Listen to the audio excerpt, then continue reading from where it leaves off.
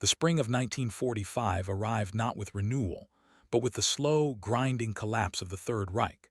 Across Europe, cities lay shattered beneath the weight of years of war, their once proud skylines replaced by twisted steel, shattered stone, and endless fields of rubble. Color footage from the period reveals a haunting contrast. The sky above Berlin glows pale blue, while below it, fires still burn in the ruins of government buildings and residential districts alike. Civilians move through the wreckage like ghosts, pushing carts filled with salvaged belongings, their faces hollow with exhaustion and disbelief. For them, the war had already ended in everything but name. But for the Nazi leadership, locked inside the crumbling remains of their empire, the idea of surrender remained unthinkable. By April 1945, Allied forces were closing in from all directions. In the east, the Soviet Red Army surged relentlessly toward Berlin, overwhelming German defenses through sheer numbers and devastating artillery barrages. Soviet soldiers advanced through villages and towns reduced to smoking debris, their uniforms coated in dust and grime. Their tanks rolled forward in endless columns, crushing the last organized resistance the German military could muster. The Red Army had suffered unimaginable losses throughout the war, and now many soldiers marched with a grim determination fueled by revenge and the promise of final victory. The closer they came to Berlin, the fiercer the fighting became. Meanwhile, from the west, American, British, and Canadian forces crossed the Rhine River, Germany's last natural defensive barrier. Color film captured the moment Allied soldiers established bridgeheads across the river, their olive-drab uniforms standing out against the muddy waters and shattered industrial landscapes. Engineers worked tirelessly under enemy fire to construct pontoon bridges, allowing tanks, artillery, and supply vehicles to pour into the heart of Germany.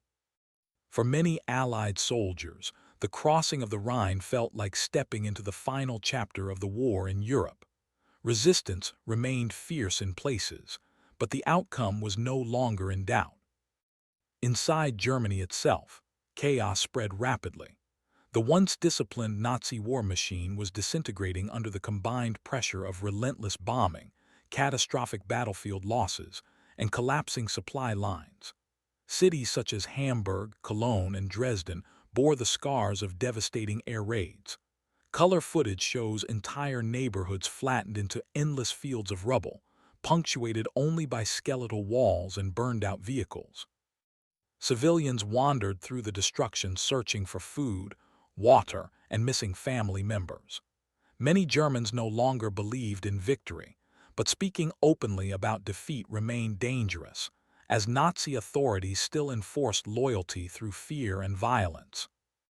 In Berlin, Adolf Hitler had retreated into his underground bunker beneath the Reich Chancellery. There, surrounded by loyal aides and military officers, he clung to the belief that Germany could still achieve a miraculous turnaround. Maps covered the bunker walls, marked with colored pins representing German units that existed mostly on paper. Reports reaching Hitler grew increasingly detached from reality, as commanders exaggerated their strength or invented non-existent reinforcements. Hitler's speeches became more erratic, filled with anger toward generals, civilians, and even the German people themselves, whom he accused of failing him. Above ground, Berlin had become a battlefield. Soviet artillery pounded the city day and night, reducing entire districts to smoking ruins. German soldiers, including teenage members of the Hitler Youth and elderly volunteers from the Volkssturm militia, fought desperately in the streets. Color footage shows boys barely old enough to shave carrying anti-tank weapons, their faces filled with fear and determination. The fighting in Berlin was brutal and chaotic, with soldiers battling from building to building, floor to floor, often using grenades and flamethrowers to clear enemy positions. Civilians trapped in basements endured constant bombardment, emerging only to search for water or food in the shattered remains of their neighborhoods. As the Soviet forces pushed deeper into the city, the Nazi leadership began to unravel. Communications broke down, supply routes vanished, and German units became isolated pockets of resistance with little coordination. Yet Hitler refused to consider surrender. Instead, he issued orders for counterattacks that were impossible to carry out. Officers who attempted to explain the true situation risked execution. The bunker atmosphere grew increasingly tense, filled with arguments, fear, and the growing realization that the end was approaching. Outside Berlin, the broader war continued to collapse. Allied forces liberated concentration camps across Germany and occupied territories, revealing the horrifying extent of Nazi atrocities. Color footage of liberated camps showed emaciated survivors, piles of abandoned belongings, and rows of barracks surrounded by barbed wire. The images shocked Allied soldiers and civilians alike, confirming rumors that had circulated for years. These discoveries hardened Allied resolve to demand Germany's unconditional surrender, ensuring that the Nazi regime could never rise again. By late April, Soviet troops had surrounded central Berlin. The sounds of artillery and gunfire echoed constantly through the city. Inside the bunker, Hitler's world grew smaller with each passing day. Supplies ran low, electricity flickered, and the sense of impending doom became impossible to ignore. On April 29, 1945, Hitler married Eva Braun in a brief ceremony inside the bunker. It was a surreal moment, a wedding held beneath a collapsing Capitol, surrounded by maps that represented a lost empire. The following day, on April 30, Adolf Hitler committed suicide. His death marked the symbolic end of Nazi leadership, though fighting continued across Germany. News of Hitler's death spread quickly through the bunker and eventually to German forces still resisting Allied advances. Some commanders began to consider surrender, recognizing that the war was lost. Others continued fighting out of loyalty, fear, or simple confusion. In the days following Hitler's death, Admiral Karl Dönitz was named as Germany's new leader. From his headquarters in northern Germany, Dönitz attempted to negotiate partial surrenders with Western Allied forces while continuing to resist the Soviets in the east. His strategy aimed to allow as many German soldiers and civilians as possible to flee westward, hopping to avoid Soviet captivity. The result was a chaotic mass migration, as soldiers and civilians alike crowded roads leading toward American and British lines. Color footage shows endless columns of refugees, wagons, bicycles, and military vehicles moving through devastated landscapes. Despite Dönitz's efforts, the Allies remained firm in their demand for unconditional surrender. They insisted that Germany surrender to all Allied powers simultaneously, preventing any attempt to divide the coalition. Allied leaders understood that only total surrender could bring the war to a definitive end. Meanwhile, German forces continued to collapse under relentless pressure. Entire armies surrendered or disbanded, leaving equipment abandoned along roads and in fields. On May 7, 1945, representatives of the German High Command arrived at Allied headquarters in Reims, France. There, General Alfred Jodl signed the document of unconditional surrender on behalf of Germany. The agreement required all German forces to cease military operations by midnight on May 8. Color footage captured the solemn atmosphere of the signing ceremony, as Allied officers watched silently while German representatives signed away the existence of the Third Reich. For many present, it was a moment of profound relief, marking the end of years of devastating war. Yet the fighting did not immediately stop everywhere.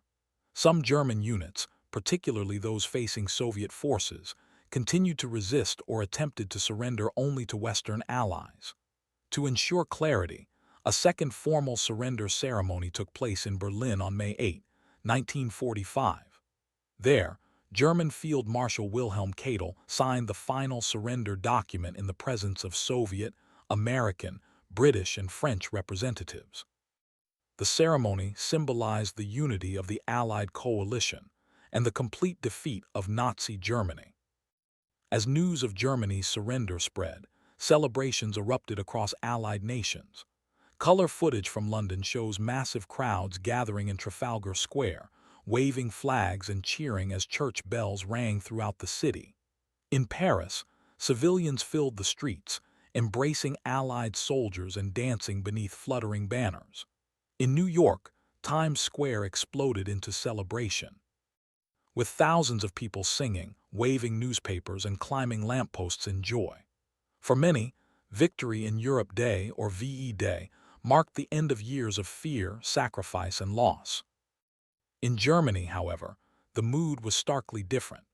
The surrender marked not only the end of the war, but also the complete collapse of the Nazi state. German civilians faced an uncertain future, living among ruins with limited food and shelter. Allied occupation forces began taking control of cities and towns, establishing order while beginning the massive task of rebuilding and denazification. Color footage shows German soldiers surrendering their weapons, civilians lining up for food distribution, and Allied troops patrolling devastated streets. The human cost of the war was staggering. Millions were dead, entire cities were destroyed, and Europe's political landscape had been permanently transformed. Survivors struggled to comprehend the scale of devastation. Families searched for missing loved ones, while displaced persons wandered across borders in search of home. The end of the war in Europe brought relief, but also grief, trauma, and uncertainty about the future. Even as celebrations unfolded in Allied nations, the war was not yet over globally. Fighting continued in the Pacific, where Allied forces battled Imperial Japan in a conflict that would continue for several more months. Yet in Europe, the surrender of Nazi Germany marked the end of one of history's darkest chapters. The color footage from these final days offers a powerful reminder that this was not ancient history, but a vivid and human story filled with triumph, tragedy, and transformation. The legacy of unconditional surrender would shape the post-war world. The Allied powers divided Germany into occupation zones, setting the stage for the Cold War that would soon emerge between former allies. War crimes trials began, seeking justice for the atrocities committed under Nazi rule. Meanwhile, reconstruction efforts aimed to rebuild Europe through programs such as the Marshall Plan, laying the foundation for a new era of cooperation and recovery. The final images of the war in color show a continent at a crossroads. Soldiers return home, civilians begin rebuilding shattered lives, and nations confront the consequences of total war. The surrender of Nazi Germany was not just a military event, but a turning point in global history, marking the end of one world and the uncertain beginning of another. The final weeks of the war in Europe unfolded with a strange and haunting contrast between jubilation and devastation. As the formal surrender documents were signed and military operations officially ceased, millions of soldiers found themselves standing amid the wreckage of a continent that had been transformed beyond recognition. In towns and villages across Germany, Allied troops moved cautiously through silent streets lined with bombed-out buildings and shattered infrastructure. Color footage reveals soldiers stepping carefully over rubble-strewn roads, their expressions reflecting relief mixed with disbelief. Many had spent years fighting across multiple campaigns, from North Africa to Italy, from Normandy to the heart of Germany, and now the fighting had simply stopped. The sudden absence of gunfire felt surreal. For German civilians, the arrival of Allied forces marked the end of Nazi control, but also the beginning of an uncertain and often frightening new reality. In many cities, civilians emerged cautiously from basements and underground shelters where they had spent weeks hiding from bombardment. Their clothing was worn, their faces gaunt from hunger and exhaustion. Color film captured women carrying buckets in search of water, elderly men pushing handcarts filled with salvaged belongings, and children wandering through ruins that had once been their neighborhoods. Many Germans were terrified of retribution, having been subjected to years of propaganda that portrayed Allied soldiers as ruthless destroyers. Yet in many cases, they encountered soldiers distributing food and medical supplies, establishing order where chaos had reigned. The surrender also triggered one of the largest movements of displaced people in modern history. Across Europe, millions of refugees, forced laborers, concentration camp survivors, and prisoners of war began the long journey home. Roads became crowded with endless streams of humanity moving in every direction. Color footage shows columns of former forced laborers marching under Allied supervision, carrying small bundles that contained everything they owned. Many had been taken from their homes years earlier, transported across Europe to work in German factories or farms. Now they faced the daunting task of returning to countries that had also been devastated by war. Among the most haunting scenes were those recorded in the immediate aftermath of concentration camp liberations. Survivors, many too weak to walk, sat wrapped in blankets as Allied medical teams struggled to provide care with limited resources. Color film shows Allied soldiers distributing food cautiously, aware that malnourished survivors could become dangerously ill if fed too quickly. Doctors and nurses worked around the clock, battling disease and starvation in makeshift hospitals established inside former camp barracks. For many soldiers, these moments left deeper emotional scars than any battlefield they had experienced. Meanwhile, German soldiers across Europe faced the reality of defeat. Entire divisions surrendered in organized formations, stacking their rifles and marching into captivity under Allied supervision. Color footage shows long lines of German prisoners of war walking along dusty roads, guarded by Allied troops. Many appeared relieved that the fighting had ended, while others stared blankly ahead, struggling to process the collapse of the nation they had sworn to defend. For these men, surrender meant uncertainty, years in prisoner of war camps, and the eventual return to a homeland that barely existed anymore. In northern Germany, Admiral Karl Dönitz attempted to maintain some semblance of authority as the head of the short-lived Flensburg government. Operating from the port city of Flensburg near the Danish border, Dönitz and his remaining officials tried to coordinate the orderly surrender of German forces while managing the massive refugee crisis unfolding across the country. However, his government lacked legitimacy and power, and within weeks, Allied forces arrested the remaining Nazi leadership. The Third Reich, which had once promised a 1,000-year empire, had collapsed in less than 12 years. Across occupied Europe, liberation brought scenes of overwhelming celebration. In Belgium, the Netherlands, and France, civilians poured into streets waving flags that had been hidden for years. Color footage captures crowds embracing Allied soldiers, children climbing onto military vehicles, and church bells ringing continuously in towns that had endured years of occupation. In Paris, the spirit of liberation remained electric even months after the city's freedom. Cafes reopened, musicians played in public squares, and Parisians celebrated their regained independence with visible relief and pride. In the Netherlands, however, liberation came after one of the darkest periods of the war. The Dutch population had endured the brutal hunger winter of 1944–1945, during which food shortages caused widespread starvation. When Allied forces finally liberated the country, they found civilians weakened by months of malnutrition. Color footage shows Allied trucks delivering food supplies to desperate crowds, while medical teams treated starving civilians. The relief was immediate and emotional, as families gathered around Allied soldiers offering chocolate, bread, and canned goods, items that had become rare luxuries. Back in Britain, VE Day celebrations on May 8, 1945, erupted with an intensity that reflected years of pent-up emotion. Color film from London shows massive crowds gathering outside Buckingham Palace, waving Union Jack flags and singing patriotic songs. King George VI and Prime Minister Winston Churchill appeared on the palace balcony, greeted by deafening cheers from thousands of citizens packed tightly into the streets below. For Britain, the surrender marked survival against overwhelming odds, following years of bombing, rationing, and constant fear of invasion. In the United States, celebrations took on a similarly emotional tone. Times Square in New York became a sea of humanity as newspapers announced Germany's surrender. Color footage captures sailors, soldiers, factory workers, and civilians embracing strangers in spontaneous celebration. Bands played patriotic music, and confetti rained down from skyscraper windows.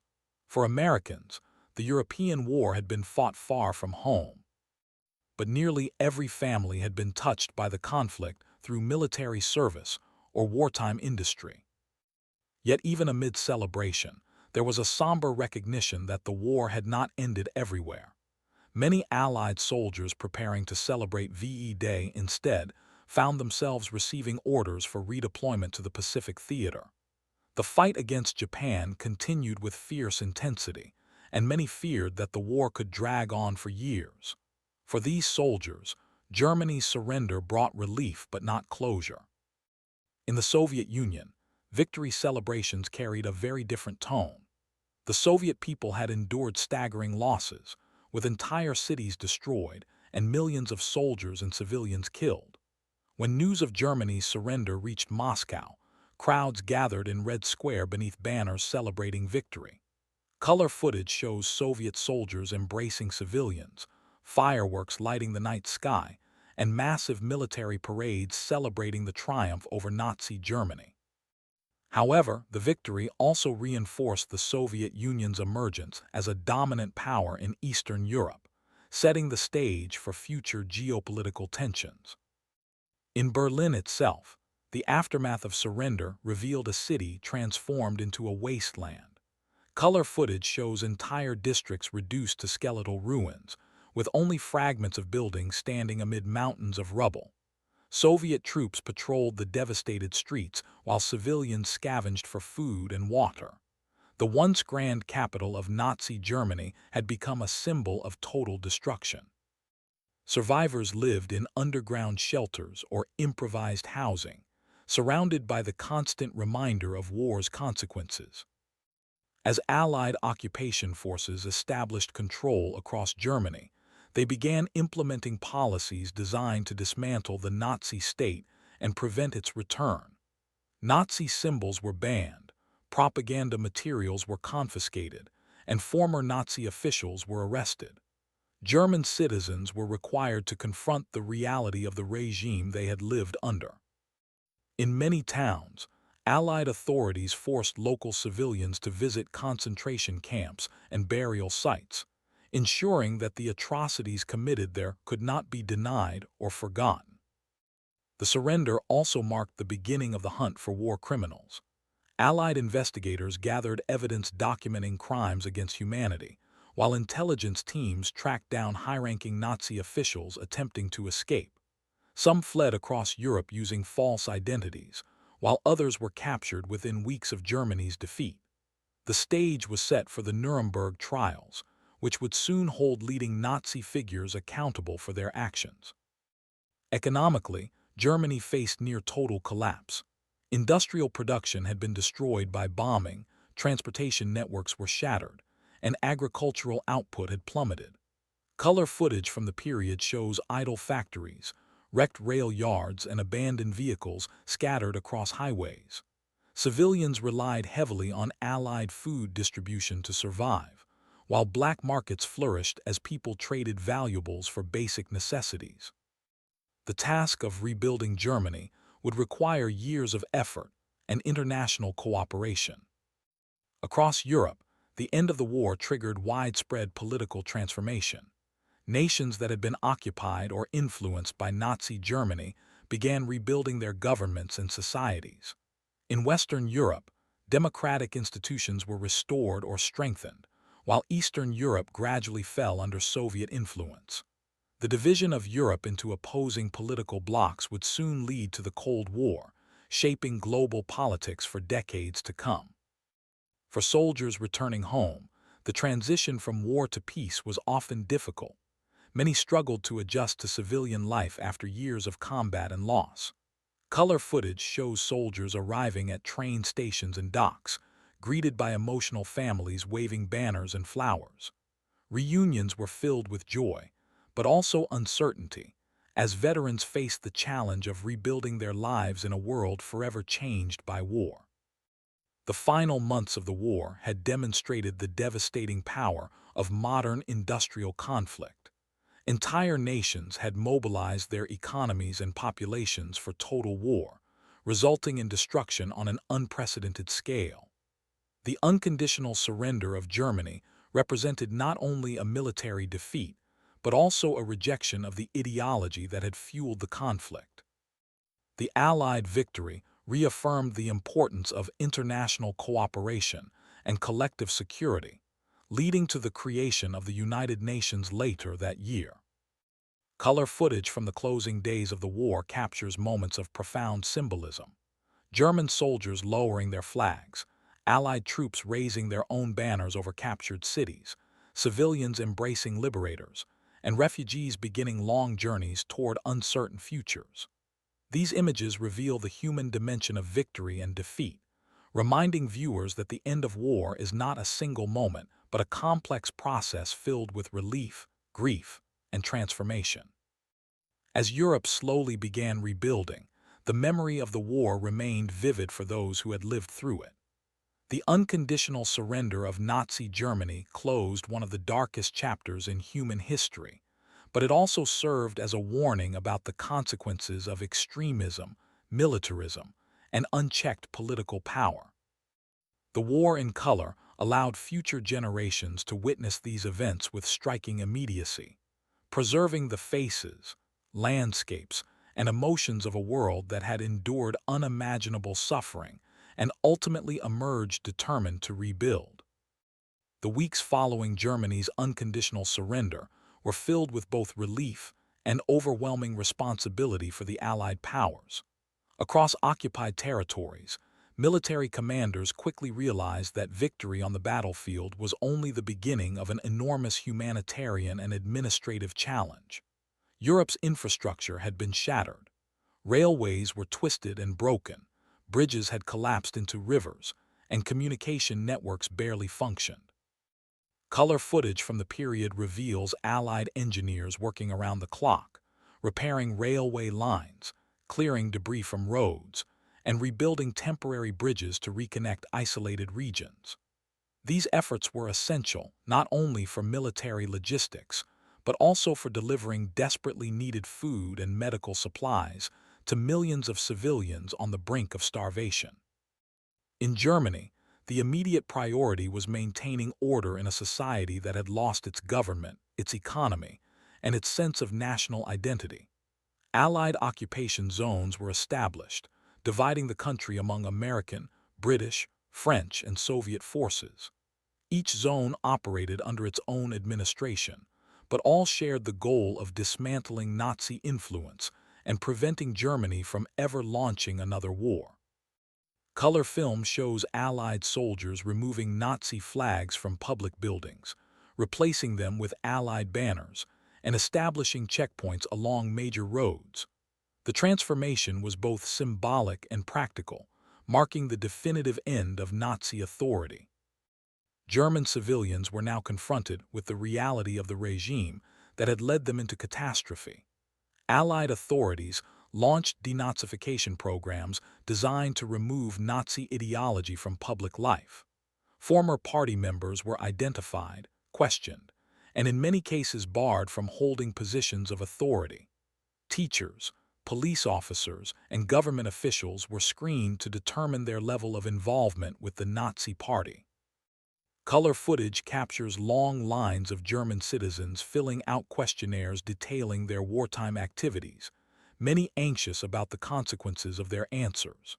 The process was complex and controversial, as millions of Germans had been members of Nazi organizations, sometimes voluntarily and sometimes under pressure. At the same time, the Allies faced the immense challenge of caring for displaced persons scattered across Europe. Millions of individuals had been uprooted by forced labor, deportation, and military campaigns. Camps were established to house refugees, former prisoners of war, and concentration camp survivors awaiting repatriation. Color footage shows rows of temporary shelters constructed from military tents and wooden barracks, filled with people speaking dozens of different languages. Aid workers from organizations such as the Red Cross distributed food, clothing, and medical assistance, but resources were often stretched thin by the scale of the crisis. For concentration camp survivors, liberation marked only the beginning of a long and painful recovery. Many suffered from severe malnutrition, disease, and psychological trauma. Allied doctors worked tirelessly to stabilize patients, often improvising treatments due to shortages of medical supplies. Color film shows survivors slowly regaining strength, learning to walk again, and reconnecting with family members when possible.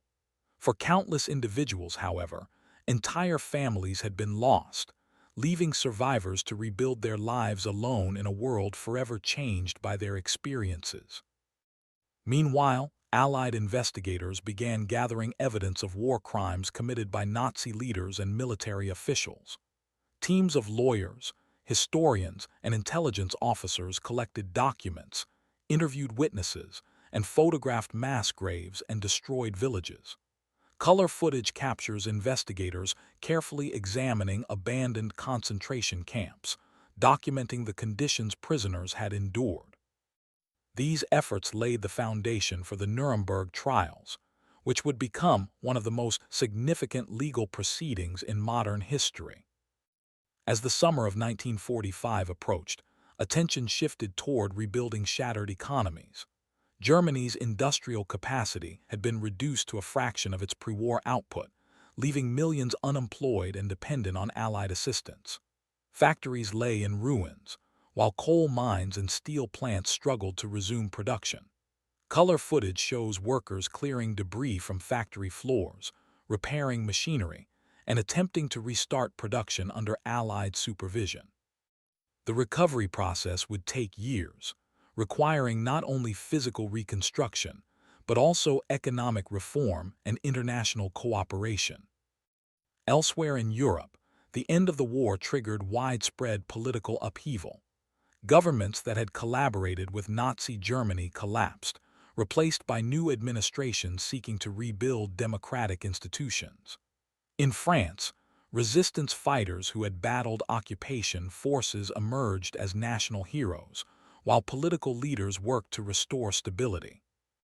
Color footage shows French citizens celebrating national unity, while also confronting the painful legacy of collaboration and resistance. In Eastern Europe, however, liberation by Soviet forces brought a different kind of transformation. Countries such as Poland, Hungary, and Romania fell under Soviet influence, leading to the establishment of communist governments aligned with Moscow. Color footage from Eastern Europe shows Soviet troops marching through liberated capitals, greeted by crowds that were often uncertain whether they were witnessing liberation or the beginning of a new form of control. The political divide between Eastern and Western Europe would soon become one of the defining features of the post-war world. For the Allied soldiers stationed across Germany, occupation duty presented a new and often challenging experience.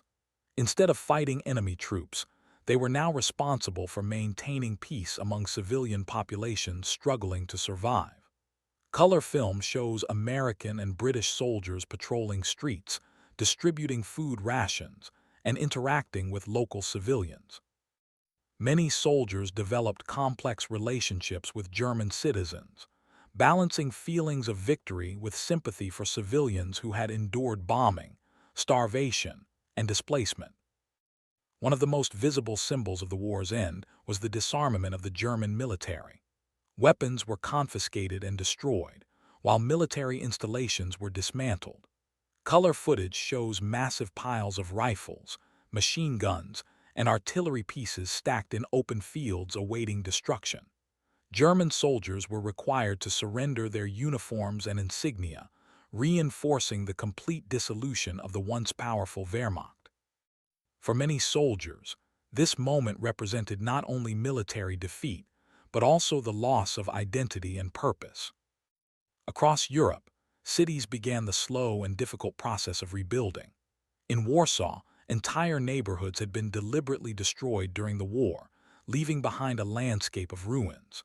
Color footage shows Polish citizens clearing rubble by hand, determined to reconstruct their capital despite overwhelming obstacles. In London, bomb-damaged buildings stood alongside newly repaired structures, reflecting the resilience of a city that had endured years of aerial bombardment.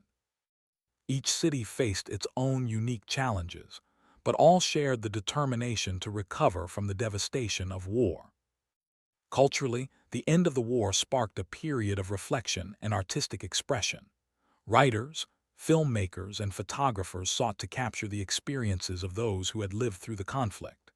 Color film played a particularly powerful role, allowing audiences to witness the war's impact with unprecedented realism.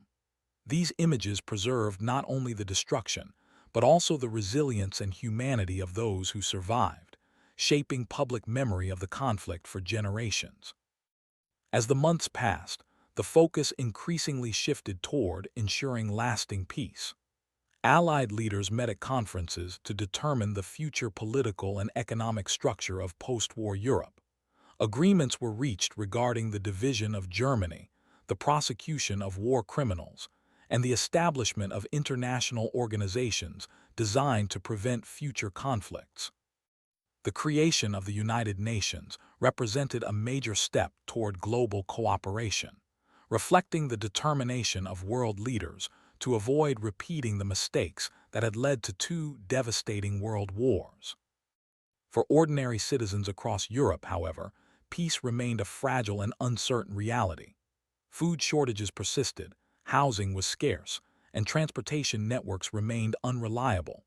Color footage shows families living in temporary shelters, children attending school in partially destroyed buildings, and communities relying on shared resources to survive. Despite these hardships, there was also a sense of cautious optimism as people began rebuilding their lives and planning for the future. The surrender of Nazi Germany also marked a profound psychological turning point. After years of propaganda, fear, and total war, societies across Europe and beyond had to confront the moral and ethical consequences of the conflict. Trials of Nazi leaders exposed the systematic planning behind genocide and mass murder, forcing the world to acknowledge the full scale of the Holocaust. These revelations would shape global attitudes toward human rights and international law for decades to come. By late 1945, the physical signs of war remained visible everywhere, but signs of recovery were beginning to emerge. Markets reopened, schools resumed classes, and transportation networks gradually returned to operation. Color footage from this period shows children playing in streets still lined with rubble, a powerful symbol of resilience and hope. For many survivors, these small moments represented the true beginning of peace, even as memories of war remained vivid. The unconditional surrender of Germany had brought an end to one of the most destructive conflicts in human history. It marked the collapse of a regime built on aggression, racism, and authoritarian control, while opening the door to a new global order shaped by cooperation and reconstruction. Yet the end of the war was not simply a political or military milestone. It was a deeply human story, filled with loss, survival, and the determination to rebuild a shattered world. Color footage from these final chapters offers an enduring reminder that history is not only written in documents and statistics, but also in the faces of those who lived through it. Soldiers returning home, civilians rebuilding cities, survivors reclaiming their lives, and nations redefining their identities all contributed to the complex legacy of the war's end. The surrender of Nazi Germany was not just the conclusion of a conflict, but the beginning of a long and difficult journey toward recovery, justice, and reconciliation.